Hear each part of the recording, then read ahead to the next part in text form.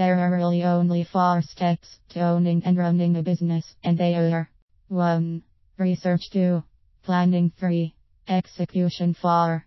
Exit strategy. They are all important, but the most important is research. For without it, you will be lucky to make it a success. Incidentally, and probably to most people's surprise, the second most important is the exit strategy. How are you going to leave the business? Why build it up only to just close it down when you want to retire, which is what a lot of business owners do. Having an exit strategy means you have an end goal in mind and focuses you on building your business for a specific reason other than being your own boss. However, this article is about the importance of research, so let's focus on that. You think you have a great idea about a certain problem, and you think a certain type of widget book or even a specialist shop will solve it and make you millions. So you steam ahead, but neglect to do the proper research to see if there is indeed a need, or more importantly a want for it, and you just plow straight ahead spending your hard-earned money, producing this fantastic product that you are sure is a winner. Unfortunately it isn't, and all your dreams disappear along with your investment, and possibly more. This could have been avoided with the proper research, which is why it is so important. Research is where your business actually starts. You need to know if what you offer is actually needed or wanted, and there is a big difference between the two. People need food to live, but what sort of food do they want? See the difference? You could try and sell all kinds of different exotic foods because you like the idea of it, but if nobody wants to eat them, you will fail in that business. Your research will tell you what foods people want, and this principle applies to virtually all successful businesses. So how do you start?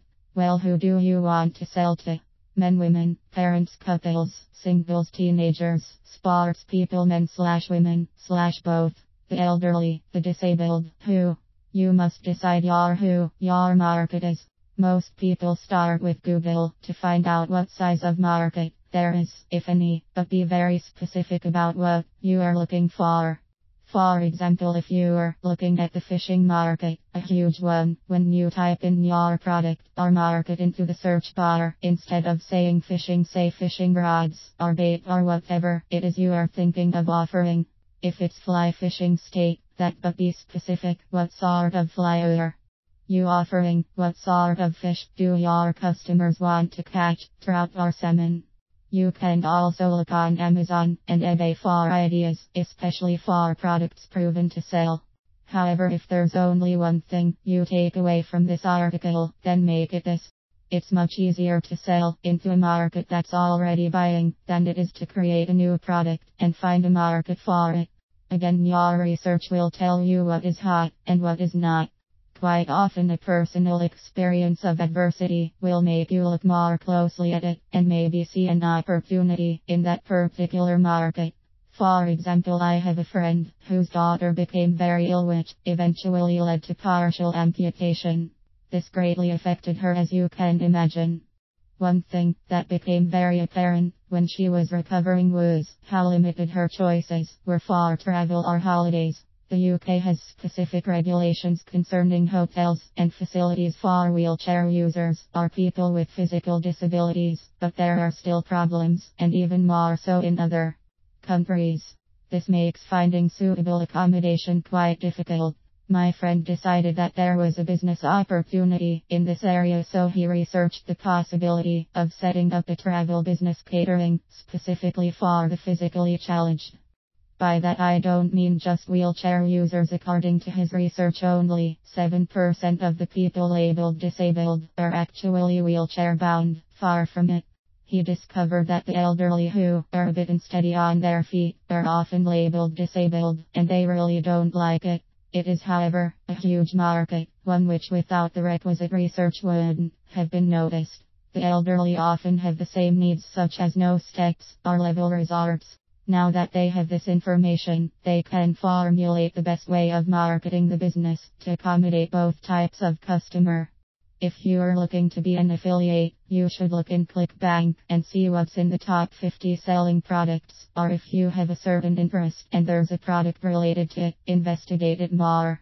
There are 2 areas to look at in particular when choosing a product. 1. The gravity rating. This is the number of affiliates promoting the product. Anywhere between 60-100 is ideal. Below 60, product not popular enough equal low sales. Above 100, product too popular unless you have a large list already and are able to get in on the trend or fad, and it's best to ignore it. 2. Future dollar. This signifies the amount paid on a monthly recurring basis. This is the best product to sell as it means regular passive income. Once you've decided on who you are going to sell to, you need to know where to find them.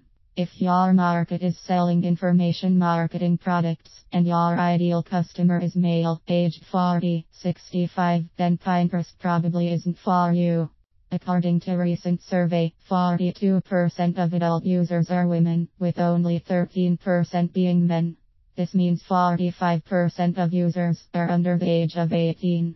LinkedIn, however, probably is. Of all internet users, the number of adult men using LinkedIn is 28%, and 61% of LinkedIn users are aged 30 to 69.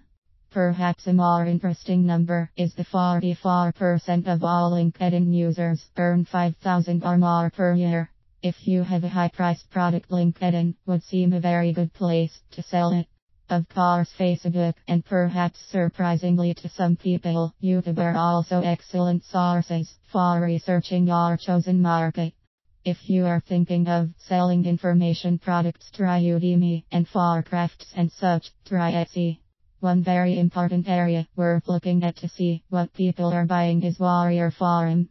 People here are buyers as well, and you can find valuable information on what people want. If you are thinking of starting a business or just selling online part-time, I hope this article gives you some food for thought. There's an old saying, fools rush in where angels fear to tread. Don't be a fool. Research